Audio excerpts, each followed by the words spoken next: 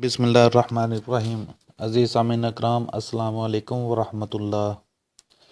عزیز ساتھیوں، قرآنی تعلیمات کے سلسلے میں آج کا ہمارا جو موضوع ہے وہ یہ ہے کہ وہ کون سا فعل ہے جسے مستحب کہتے ہیں اور کیا اس کے نہ کرنے سے گناہ ہوتا ہے۔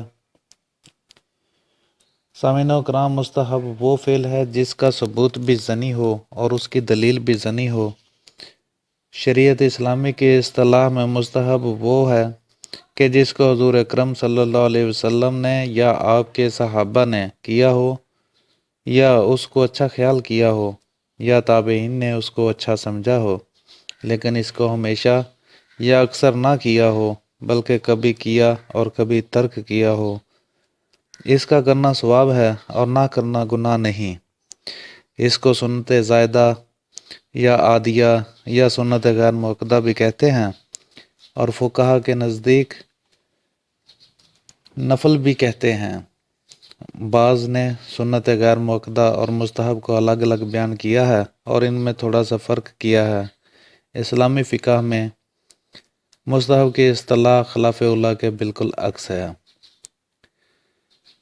جیسے وضو سے پہلے بسم اللہ پڑھنا، مسجد میں جاتے وقت پہلے دایاں پیر داخل کرنا اور آتے وقت بایاں پیر پہلے باہر نکالنا، چاشت اور اشراق کے نوافل، ہر وضو کے بعد 2 رکعت نماز پڑھنا اور تحیۃ المسجد پڑھنا وغیرہ، اس کا فعل موجب ثواب ہے اور اس کا ترک پر عذاب ہے، نہ ہی ملامت، خواہ وہ دائمہ ترک ہو یا احیاناً۔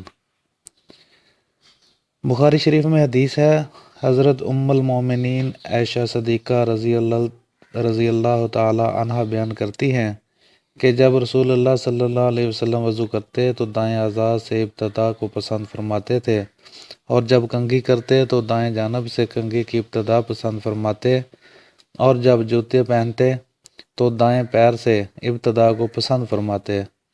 ایک دوسری روایت میں ہے کہ آپ تمام کاموں میں دائیں جانب سے ابتدا کو پسند فرماتے تھے۔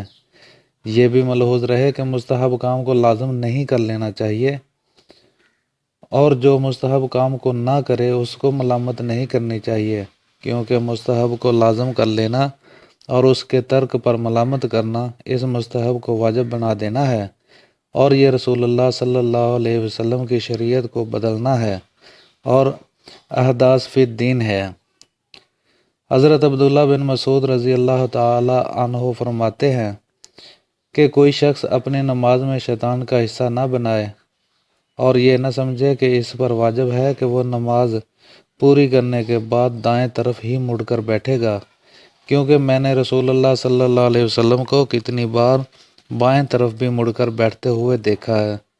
اس حدیث پاک کو صحیح البخاری نے روایت کیا ہے۔